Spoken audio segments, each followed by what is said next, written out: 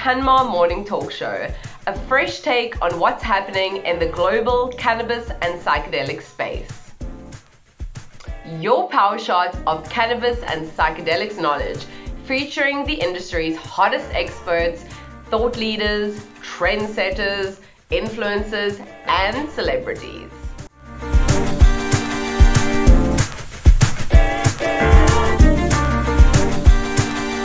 I'm your host, Melissa. Join me and our esteemed guests as we reflect on the current and future climate of the global cannabis and psychedelics industry. Today's guest is legal cannabis expert, a highly regarded speaker at a plethora of international cannabis business conferences, and founder of well-known cannabis blog canna-biz.legal, German cannabis lawyer Kai-Friedrich Niermann. Hi, welcome to the CanMar Morning Talk Show. Thank you so much for being here. How are you doing today? Oh, thanks for having me. I'm fine today. That's great. That's great. So, Kai, let's start off with a little bit of your history. You've been a lawyer since 2005. Can you talk a little bit about your backstory, how you got into law, and how you transitioned from general corporate work into the cannabis industry? Essentially, what is your cannabis story? Yeah, thanks. So I'm a lawyer since 2003. And I was always somehow engaged in cannabis policy as I started my studies at the Philipps University in Marburg. This was 1994, and we just were 2 years at law school, and then the Federal Supreme Court decision came up that you have a right of intoxication, and that small amounts of cannabis proceedings, law enforcement proceedings, have to be stopped. And this Federal Supreme Court ruling was never really implemented. So all the federal states and all the police and all the law and the prosecution officers, they all tried to go after the stoners after this ruling for all the years. And we saw a very different approach by every federal state. Of course, these deliberations the court did were really interesting for the beginning as a student. And then there was long time, there was nothing. From 1996, we had the small reform where farmers were allowed to grow cannabis and to grow hemp again on the field in Germany. And then there was nothing till the US all at once started to legalize medical cannabis.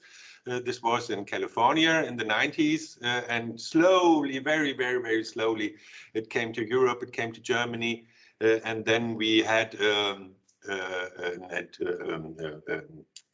administrative court ruling on the federal level, which allowed a patient to grow his own cannabis on his balcony. And the German government didn't like that all the patients are allowed to grow their own cannabis. So they introduced a whole new bill in 2017, where medical cannabis was legalized, where the prescription was legalized by doctors, and homegrown was not allowed. So the federal government wanted a whole medical cannabis program installed. And that was the beginning of my cannabis story, as my lawyer's cannabis story, because at that time also the first CBD products came up, and no one really knew how to deal with that, how to regulate that. So I took a deep dive into that and set up my blog, my canna-biz.legal blog, and wrote about CBD oils and CBD flowers and medical cannabis imports, etc. And this blog was read by Prohibition Partners. Prohibition Partners was read by MJ-Biz. So I was invited to the MJ-Biz conference in Toronto in 2018. I was invited to become member of the, by that time, National Cannabis Bar Association, and was invited to speak in Washington. Then one thing came to another, and since 2019 I'm only consulting hemp companies, medical cannabis import companies, CBD companies, and now we are preparing, of course, for legalization, for the next big thing in Germany. And I've always used cannabis. I've always been a smoker, a consumer. And the funny thing is, I always thought I would be I'm a recreational user, but at the age of 40, we found out that I have a glaucoma, high eye pressure, and we read something about it together with my physician, and we found out, okay, cannabis reduces eye pressure, is good for glaucoma. And then I thought, okay, my body never said, stop it, don't use it, it's bad for you, just the opposite, use it, it's good for you, go for it. Yeah, so that's my cannabis story. Amazing, amazing. Wow, what a journey, right? So what is it like being a cannabis lawyer today? What are some of the challenges that you are facing currently as a cannabis lawyer in Germany? It's an everyday fight with the authorities on a daily basis. The war on drugs is not over.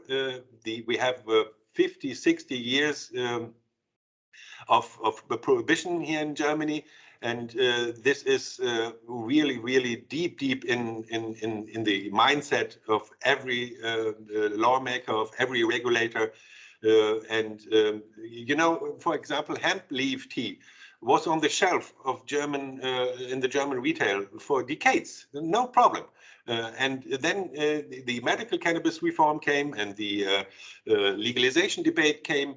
And since 1.5 years, hemp leaf tea is attacked by almost every law enforcement office and the food authorities, saying, okay, on the one hand, it might be a narcotic because the misuse of intoxication can't be ruled out, or it's a novel food because it hasn't been consumed before 1997. So these kinds of problems are there every day. Yeah, a constant battle, a constant struggle, but you're fighting the good fight. So that's what's important, right? So talking a little bit about the International Cannabis Bar Association that you are part of, can you tell us a little bit more about that, why it was formed, what it's doing, and how that can be useful? Yeah, sure. So it formerly was the National Cannabis Bar Association, founded in the US in 2015 by Shabnan Malek and Mary Shapiro. Shout out to them. Then in 2018, I was invited the first time to speak over there at the Cannabis Law Institute, the yearly in-house education event. And then we figured out the supply chain eventually will be internationally. So by that time, Canada already exported medical cannabis to Germany. And lots of other nations and countries were preparing to start export medical cannabis, and eventually the recreational supply will also be international.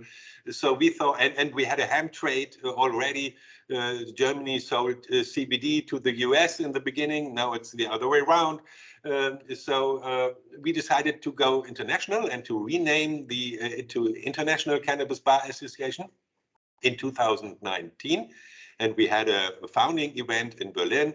And by that time, Burkhard Blinert, the Federal Drug Commissioner of Germany right now, held a little speech. And from then, we were able to to acquire interest all over the world. So we have lawyers from South America, we have lawyers from Australia, from New Zealand, from Canada, from Europe. Our latest event was in Zurich this year in September at the CB Expo, where we held the first cannabis law conference in Europe ever. and we will do it next year again. We had 17 lawyers speaking during the CB Expo. The CB Expo was packed with 1,200 visitors every day. The audience was packed every day, and we talked about novel food, about supply chains, about the customs and contracts. And so it's, if you're a lawyer, you should become a member of INCBA because you have an extensive global network and excellent educational content you can recur to. Amazing. That's incredible. And so exciting, the first event ever. And I'm sure the next one will be even bigger and better next year. Sure. We hope so.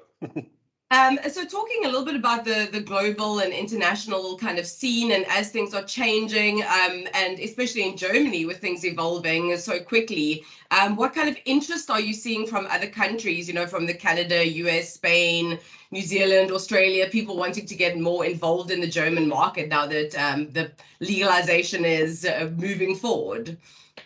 They are all knocking on the doors. Let me in.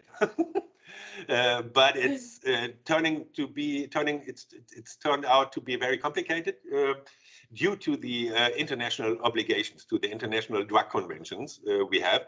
The single convention from 1961, the 1971 convention, and the 1988 convention, and the EU law. Germany is member of the European Union, and there are two sources of law, which makes it really, really complicated to import recreational cannabis to Germany.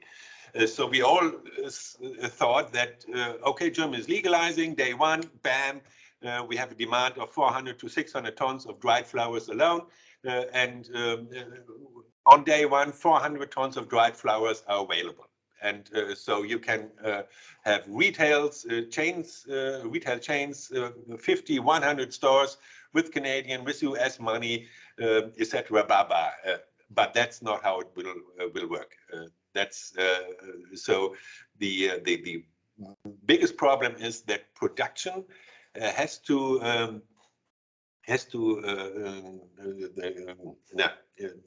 cannabis production has to take place in Germany. Every single gram has to be grown in Germany, and we don't have the capacities for that. So how to get the product available is the biggest question right now.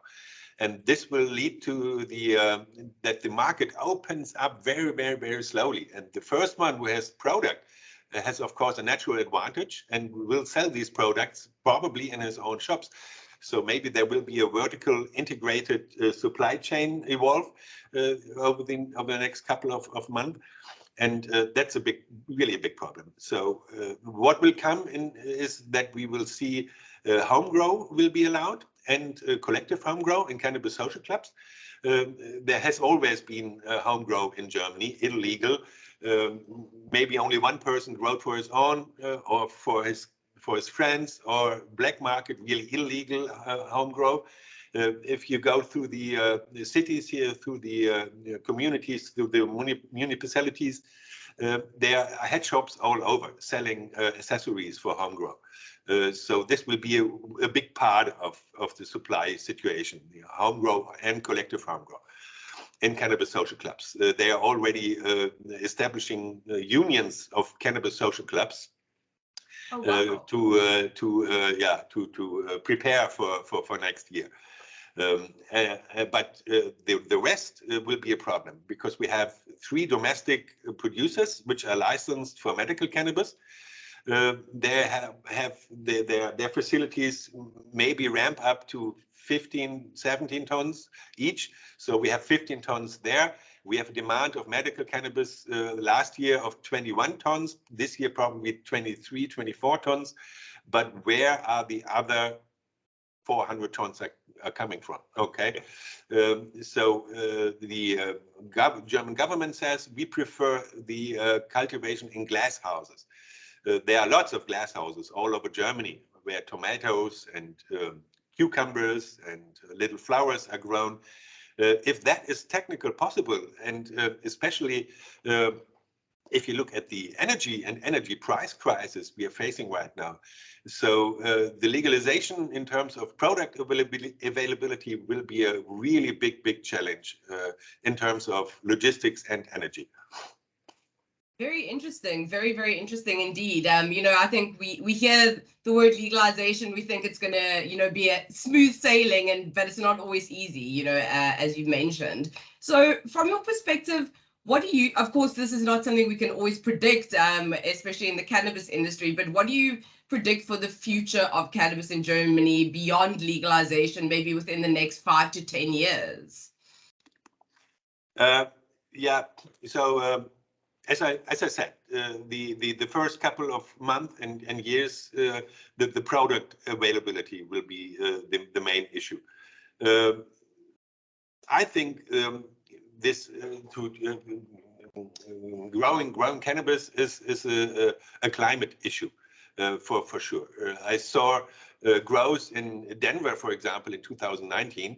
1,000 square meters and full of lights and ventilators and heating and cooling and water and big machines on the roof working constantly. And the CO2 footprint of the cannabis industry in Colorado is worse than the coal industry. So this is really a big challenge. We have to work on the issue of imports as well. This is very complicated because you have to negotiate trade agreements on a bilateral or multilateral level. So, for example, Germany, Uruguay, and Canada are sitting together on a table and negotiating a trade agreement like PETA or whatever. But this takes time. So delegations have to go back and forth, and you have to work on a solid written document. But eventually we will see imports into Germany. To have not to invest too much in the current domestic production with the perspective of imports coming online after 2 or 3 years, this will be a real challenge. And of course, it will be a real challenge for every company engaging in the German cannabis market. As I said, it's not like, bam, there are 400 tons and you can start distributing it.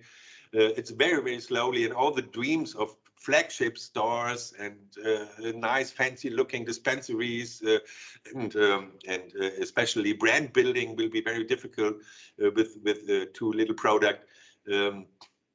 So it will be challenging. Of course, a slow but steady process, and hopefully it doesn't take too long to get to that point, right? But what about the rest of Europe, Kai? How does Germany legalizing cannabis influence the rest of Europe? And do you see any pushback from the EU in terms of legalization for European countries? Oh, it already did. So there was the 15th of July. There was a meeting of high official representatives of the government of Malta, Luxembourg, and Germany, and also the Netherlands. And they also issued a joint declaration that cannabis policy has failed so far in Europe, and that they are of the opinion that cannabis policy has to be addressed in a new and better way to protect consumers' health and youth and prevention, etc. And 1 month later, there was the next meeting in Prague, where 27 member states of the EU discussed cannabis policy. The Prague or the Czech Republic is also deliberating cannabis reform, strongly deliberating. So they probably even become moving faster than Germany, as it looks like right now. So the whole debate is ongoing in Europe, and if Germany is able to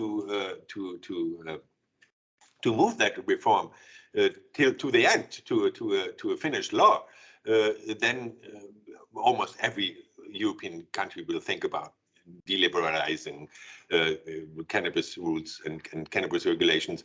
If you look at the UK or France, which are the most important players in Europe, the government expert commissions, which are consulting the French government and the British government, they are recommending cannabis reform.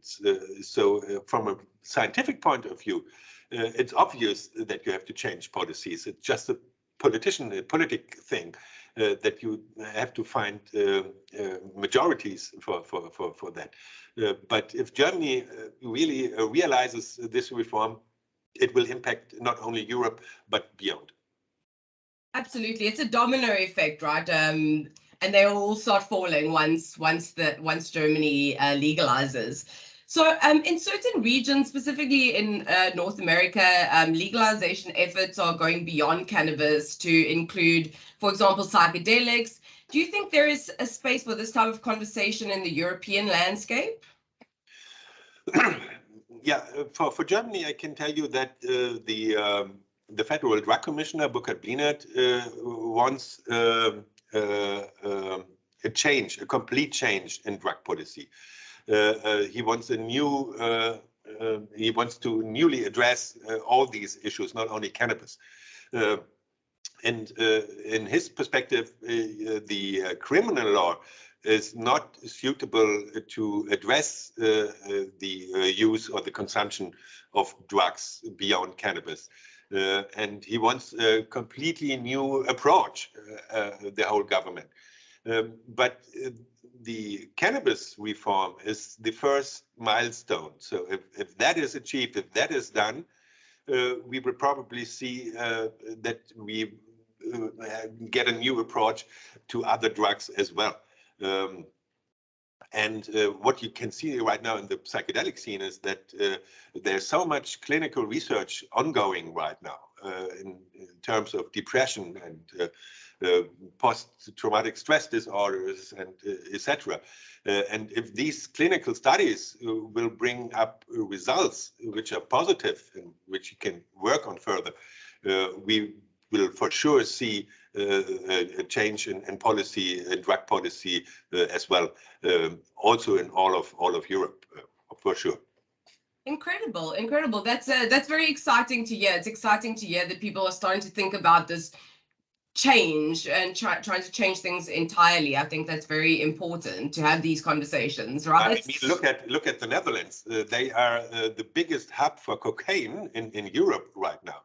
And if we're talking about cannabis and the drying up or drying the illicit market, the illegal market, and combating the illegal market, you have to do it with cocaine the same. And cocaine was available in the 1920s, in the 1930s, in pharmacies all over Europe. So where's the thing not to deal it with like cannabis with enough education, with enough prevention work? It should be possible to sell cocaine in stores again and not via the illegal market. Absolutely, absolutely. So pivoting back to your blog, canna-biz.legal, you spoke a little bit about what inspired you to start this, but how has it evolved? How has your blog evolved over the years, and what impact has that had for you personally to have this blog and start this blog? To be honest, I've no idea. I've never seen the I've never seen the numbers, how many people read this site or visited it per month or something. I'm just putting in there my infos, my thoughts, the latest developments, etc. But for sure, without the blog, I wouldn't be here. So I know from people that they read that and approach me afterwards and call me, and so we got clients, or we got a mandate relationship by then, but I never really figured out numbers or what in fact how relevant it really is. I have no idea. Well, it did lead to some amazing things for you. You got to speak at a lot of events because of your blog, correct? So what has that experience been like for you, attending these events, speaking at these events, and how do you think these events help to shape the cannabis industry and move things forward? Oh, these events are so important. From the beginning, I was so impressed as I was on my first appearance on a cannabis stage in 2018 at NJ BizCon in Toronto. I was so nervous. First time, international audience, and a real nice conference center, and everything was so professional. And people really wanted to know what's going on in Germany, what's about CBD, what's about medical cannabis, tell us. So they really wanted information from on the ground in Germany. And then I figured out, okay, it's quite easy. It's not that complicated. Just tell what's going on and just talk. And the exchange of ideas and especially the events at the Cannabis Law Institute to see how the US is not struggling, but arguing, building, deliberating all the problems like THC maximum. Can you allow wax without warning notices? So little details discussed, and caps. The question of caps, of maximum numbers of dispensaries in a community, the legal impacts of that were so fruitful for me as well, for the debate back at home. So you can never underestimate the importance of these events, and to exchange ideas, to exchange the views, and to meet people, and to build up a network. And I have an extensive network in the US. I had a little issue last week in terms of social media, and just called my US colleagues, and they evaluated the situation together. So you need to have it. You need to go there. Yeah, absolutely. I totally agree with you. It's, of course, there's the networking, but it's also that information exchange, and that's really important to kind of build that global cannabis community, right? So talking about events, how about German events? You know, of course, we have events like ICBC Berlin, Mary Jane Berlin, but have you seen an increase in kind of cannabis events in the country? And do you think this will continue to increase in the future? Oh yeah, for sure, for sure. Of course, the flagship, the mother of all cannabis events is the ICBC. Shout out to Alex Rogers. He was the first one in 2017 who were brave enough to organize a really huge conference, and it is. So if you come to Berlin in July to the ICBC, the whole cannabis world is meeting there, and it's getting bigger and bigger. But there are also coming, some other shows are coming online, smaller, more regional, more German focused. And the next one is in December in Freiburg, the Cannabis. I'm speaking there, the Federal Drug Commission is speaking there, a couple of leading cannabis companies are speaking there. So discussing all the ideas, how to shape the German market, where to get the products from, how to regulate, how to the warning notices, the education of the staff members are discussed in the debate right now. How intensely they have to be educated to get a certificate. They want it is intended that you need to have a certificate to be allowed to work in cannabis dispensaries. You need to have some knowledge about the plant, about how it affects the body, where you can go if you have a problem in using it. And all these questions are discussed on these events right now. So, and there will be more coming online for sure. Amazing. And I was very fortunate to go to ICBC this year in Berlin. It was incredible. I really hope to be back again next year. It's a great event, and I think these events are very important, as you said, for starting those conversations and sharing that information. So Kai, I know you're involved with the EU Novel Food Union or authorization. Can you tell me a little bit more about that and how you got involved in that and what that's all about? Sure. So the EU, the European Union, has a novel food directive implemented in 2015. The first one was in 1998, was renewed in 2015. And this directive, which is basically applicable in every member state of the EU, says that every food which hasn't been significantly consumed before 1997 is a novel food and needs to have a safety assessment. And then the first CBD products came up in Germany in 2017. Before that, we didn't knew what CBD was at all. And then the governments of Spain and Austria started to classify CBD drops as novel food in the time of 2018, August till December. And these governments convinced the other European governments that CBD oil, if it contains extracted cannabinoids or aggregated cannabinoids, that this is a novel food because it hasn't been consumed. There hasn't been any significant consumption before 1997. And then there is a novel food catalog. If the member states are of the opinion that a food is a novel food, they add that to this novel food catalog. And this was done in January 2019. And all of a sudden, it was CBD drops weren't marketable anymore. Slowly but steadily, law enforcement classified every CBD drop as a novel food and issued distribution bans. So you don't get any CBD drops in Germany as food anymore. And then the EIHA came up, the European Industrial Hemp Association. I'm the legal advisor of this industry association, with the idea of a consortium to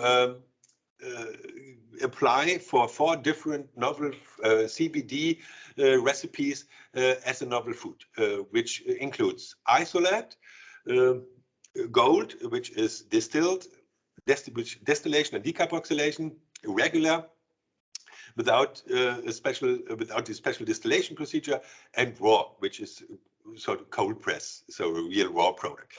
The idea was to form this consortium to collect money from every member and to finance the tox studies to prove that these CBD extracts with cannabinoids included are safe for the consumer.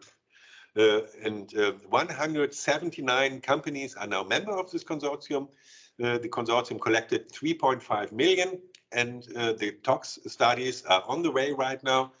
We got the first results for the CBD isolate, which recommends an ADI of 17.5 milligram CBD per day, which is an acceptable daily intake.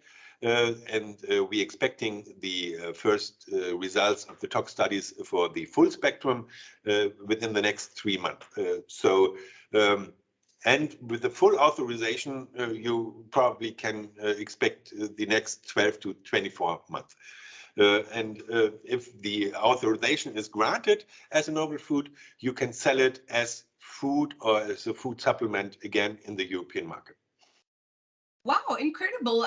So how do businesses get involved in this initiative, and what are some challenges they might face if they would like to become involved in this? There's no challenge, just become member of EIHA. So easy, simple as that. The only thing is the money, the financing. So you have to become member of the EIHA association, which is a yearly fee of 2,500 euro if you're below 1 million turnover. And it's 20,000 euros by now for the participation in the consortium. If your revenue is, if your turnover is below 1 million, so it's a yearly amount of 2,500 and 20,000 euros for the consortium, which you can pay in three, in three rates, in three parts. That's about it. So EIHA is open for everyone. Every company can still become member of this consortium, no problem. Fantastic. That's great. And, talking a little bit about CBD, you mentioned that CBD was a fairly new thing. And now the CBD market is really booming in Europe, right?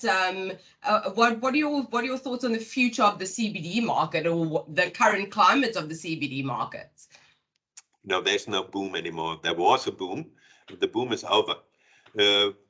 Partly due to the strict law enforcement measures we saw the last 3 years. But partly also due to these, with every boom, with every lifestyle product, the boom will decline eventually. And I talked to entrepreneurs and lawyers in the US and in Canada. It's the same over there. I think if the novel food authorizations are granted, and it is really proved that this is a safe product you can take in little amounts, the market will come back and unfold its full potential finally. But it's not like you can expect it with the recreational boom everyone is expecting. You can't compare that. So it will be a niche product. Yeah. Of course. Yeah, these things, they have their ups and downs, right? And as things change, new trends, new fads, then other things get pushed to the wayside, right? I mean, companies were promising everything for CBD oils. It can cure cancer. It's good for COVID. You can sleep well. Your pains will disappear. You will sleep through all the night. You can't do that. It's not true. And yeah. If people start to realize that this is not the wonder thing which cures everything, of course, the boom will decline. Yeah, absolutely. And I think we're in a way here in South Africa, people are still kind of on the CBD trend. So it will be interesting to see where that goes here in the future as well. So talking a little bit about these global conversations, Kai, they're obviously very important to the future of the cannabis industry, but it often becomes challenging to broach these topics online. We still face so many restrictions, especially on social media. So what are your thoughts on taking cannabis online? I mean, you do have an online blog, but beyond that, what are your thoughts on cannabis in the online space? I never had problem with my blog in terms of cannabis. I'm not selling. I'm not selling something, but online trade is very complicated for cannabis companies because the big platforms don't allow it.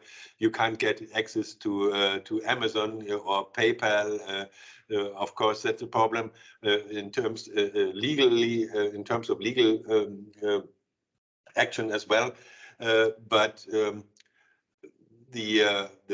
maybe this issue, the debate in Germany right now, if we should allow online trade for recreational products after the reform, is in full swing.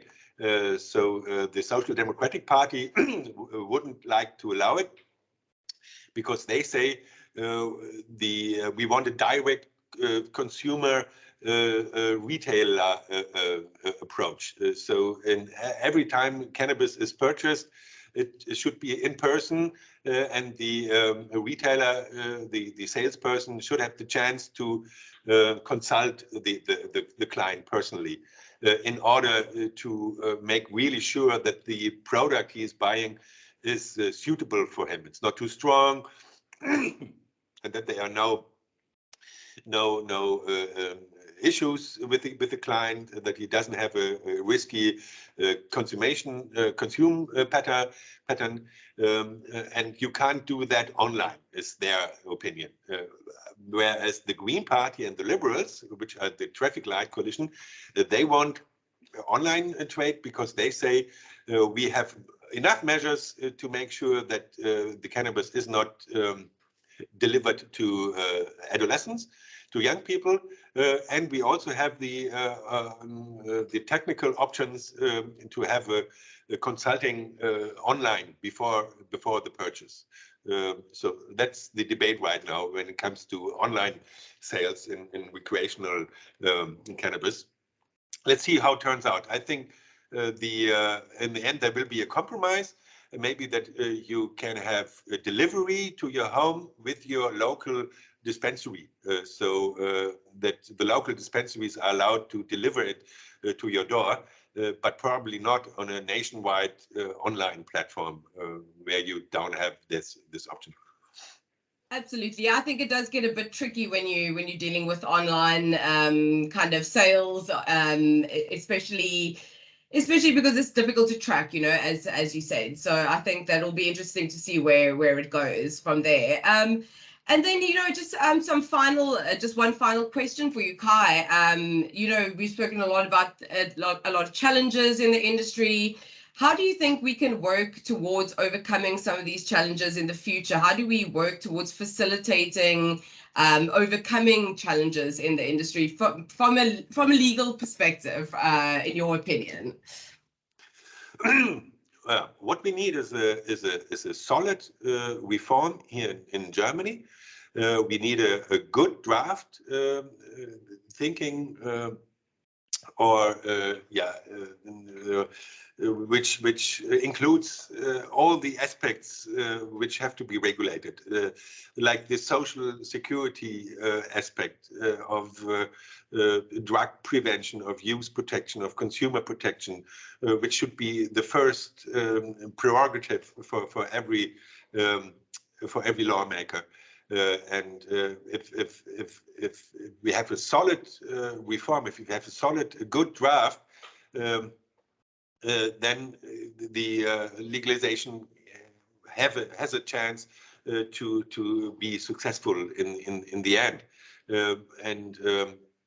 So it's really important that we lose all the old stigma, and that the debate is scientifically based and not by stigma or by old politician behavior. If that is the case, and we can overcome these prohibition decades, we are fine off, and we can talk about other drugs in the future as well.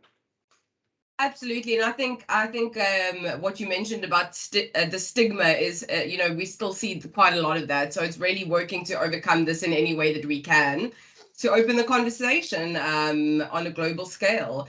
Anything else you would like to add before we end off, Kai? I was in South Africa last year in Johannesburg at the Cannabis Expo, and I was really surprised that you have these grassroots movement as well, that you have hemp, and that you have, I met lawyers there doing the same stuff like me here in Germany. I was really impressed, and I just want to say, keep on fighting. It's worth it. Absolutely. Yeah, I think I'm very excited to see what will happen in this country as well. I think, as you said, there are a lot of people fighting the good fight over here. So I'm very excited to see what happens in the future, for sure. So Kai, thank you so much for taking the time to sit down with me today. It was really interesting to hear your thoughts on what's happening over there in Germany. I really look forward to see what comes next for legalization and beyond in the future. And hopefully I'll see you in Berlin next year. It was my pleasure. Thanks for having me. Thanks so much. And that's a wrap. Thanks for watching or listening to the CanMar Morning Talk Show. Join us next time for your weekly dose of cannabis and psychedelics updates from the industry's experts. But wait, before you go, did you know that CanMar is leading global change within the cannabis and psychedelics industry? We are building customizable ecosystems, providing solutions to recruitment, offering regulatory and compliance services, and building a marketplace and community hub for the global network. Some might say we are the future. If you haven't already, download the CanMar Hub app or check out our website at canmar.io to see what we're getting up to. And if you haven't subscribed yet, please hit that subscribe button below to hear more juicy insights from the movers and shakers of the cannabis and psychedelics industry.